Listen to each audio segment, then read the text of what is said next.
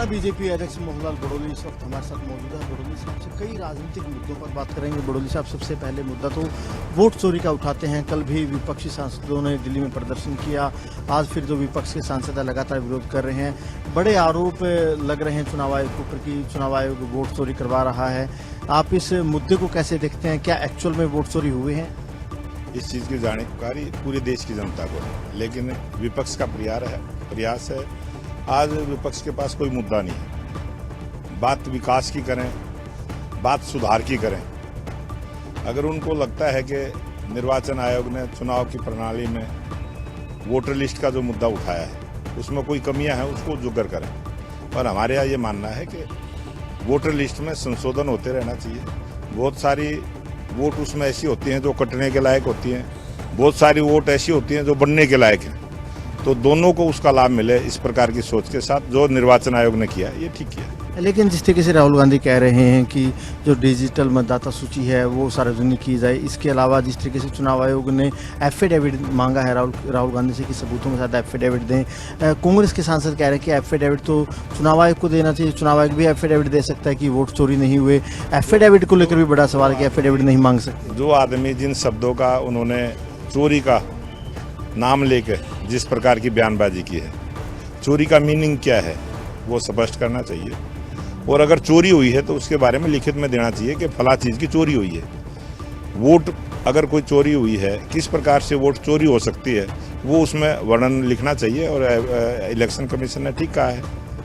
ऐसे गैर जिम्मेदाराना बयानबाजी करने से देश के अंदर खराब वातावरण बनाने का, इलेक्शन आयोग के प्रति लोगों को भ्रमित करने का जो प्रयास राहुल गांधी ने किया है, बहुत निंदनीय है। हरियाणा में क्या किया है? वोट चोरी की है, ईवीएम खराब हुई। हरियाणा में क्या हुआ है? हरियाणा के अंदर निष्पक्ष चुनाव हुआ है, जनता ने वोट दिया है। वो एक तरफ तो कहते हैं कि 22,789 वोट हमें बीजेपी से कम मिली हैं, और एक तरफ कहते हैं कि वोट की चोरी हुई है। एक बात को रखें, और मैंने तो वो आंकड़ा भी दिया था, 7 विधानसभा हम बहुत कम मार्जिन से आ रहे हैं। और अगर हमारे को 2300 वोट और मिल जाती, वो तो 22,000 की चर्चा करें, 2300 वोट और मिल जाती तो 7 सीटें हमारी बढ़ जाती। कांग्रेस का एक सवाल और कर लेता हूं, क्योंकि हरियाणा विधानसभा का सत्र आने वाला है। अभी तक कांग्रेस नेता प्रतिपक्ष का फैसला नहीं कर पाई। कांग्रेस में काबिल नहीं है, कोई भी काबिल है नहीं, नेतृत्व विहीन है और परिवारों में बटी हुई पार्टी है। वो अपने परिवार की सोचते हैं, देश के बारे में सोचते हैं। एक आखिरी सवाल है, कल फरीदाबाद और गुरुग्राम नगर निगम में सीनियर डिप्टी मेयर और डिप्टी मेयर का चुनाव होना था, वो चुनाव नहीं हो पाया। क्या वजह है? सहमति नहीं बन पा रही नामों पर?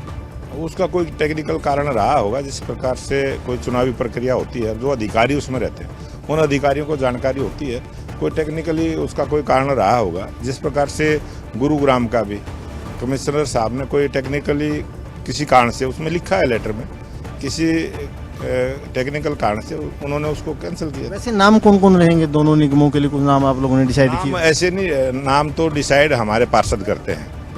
लोकतंत्र में विश्वास रखने वाली पार्टी है, और लोकतंत्र में जिसकी वोट है उसी के मन के मुताबिक वो अपना चयन करता है। ये हमारी परंपरा है। फरीदाबाद और गुरुग्राम के जो आपके बीजेपी के जितने बड़े सीनियर नेता है, गुटों में बंटे हुए हैं, सहमति नहीं बन पा रही नामों पर। भारतीय जनता पार्टी में कोई गुट नहीं होता। भारतीय जनता पार्टी के प्रत्येक नेता को अपनी बात कहने का पूरा अधिकार रहता है।